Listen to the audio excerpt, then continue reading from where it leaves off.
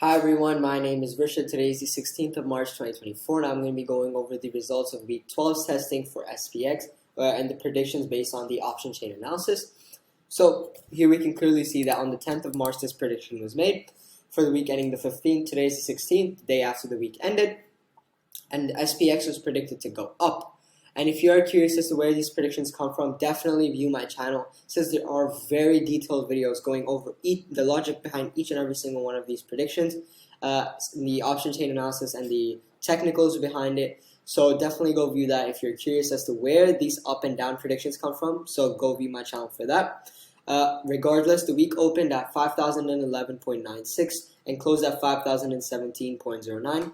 5,117.09 and 5,111.96 was the open, which was a small profit of 5.13 or 0.1%, bringing our cumulative up to 3.3%, but reducing our alpha to 4.12%.